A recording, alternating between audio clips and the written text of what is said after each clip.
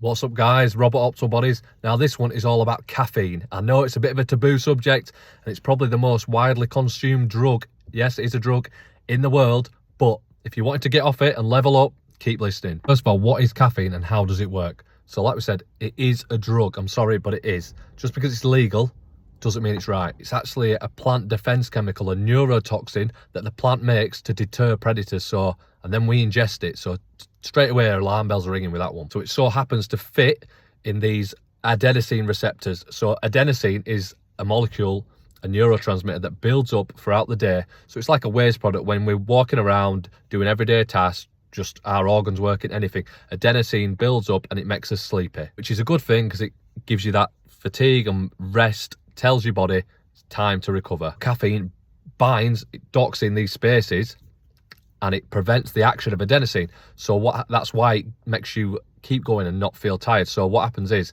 adenosine builds up, but these spaces are occupied by the caffeine, so that adenosine can't attach these receptors. So great, we feel great, we don't feel tired.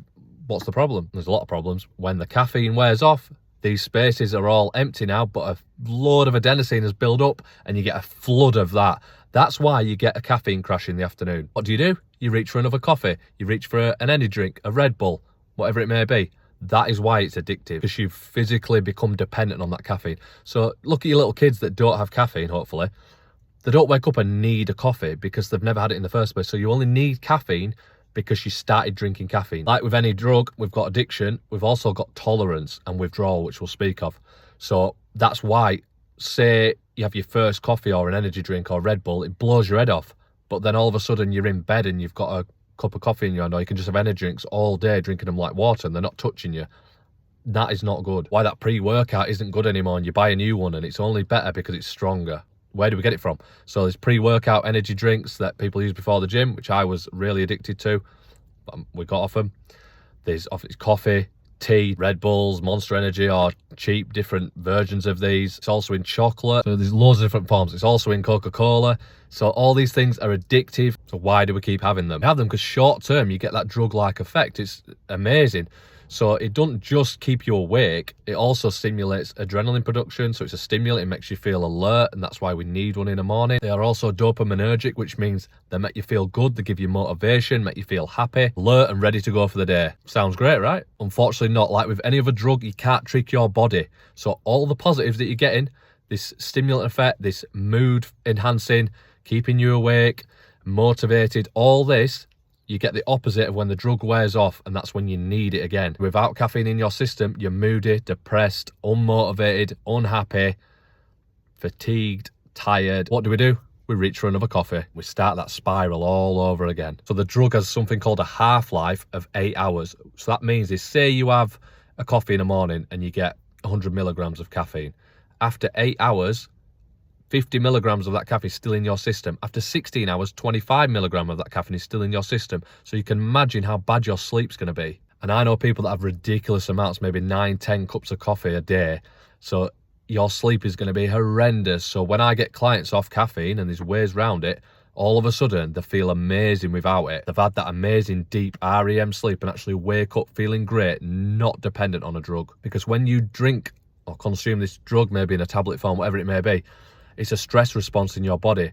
So we've evolved to run away from like saber-toothed tigers. So just sat there drinking a coffee, it's like all the alarm bells are going off in your brain, like there's a stress response. It thinks it has to run away from a saber-toothed tiger. So what happens? Your heart rate goes up, your blood pressure goes up, your pupils dilate. It's just stress response.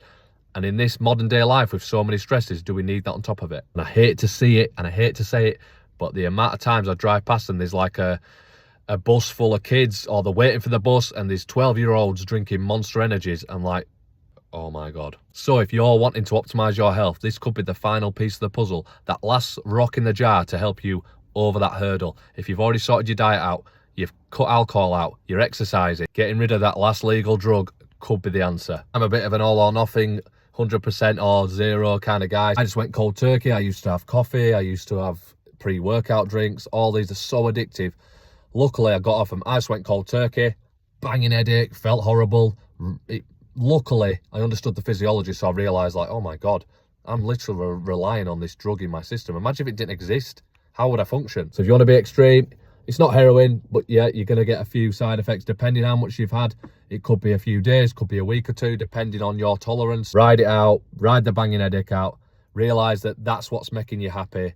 That because if you get moody when you come off it, and if you've like drained and really need it, but that is not forever. Reset your system, and then I love how I can wake up in the morning and go exercise or whatever I want to do, and I don't think I need that because I know the feeling of needed it and I hated it. I felt like something had a hold on me. Or if you're someone who wants to wean off it, say you're having 4 cups of coffee a day, do a week with 3, next week do 2, next week do 1, half, get to 0, cracked it. Really give your adrenal glands and all those stress responses in your body a break, and you'll feel $1 million. I'd like to hear about anyone's experience with caffeine, coming off it, not being able to come off it, might have come off it before and come back on it, or what forms they take. So please like, share, comment. If you think this is helpful, let me know. Need personal help, drop me an inbox. Online coaching, I get all my clients off caffeine. If you want to be one of those, drop me a message, we'll go from there. Cheers, guys.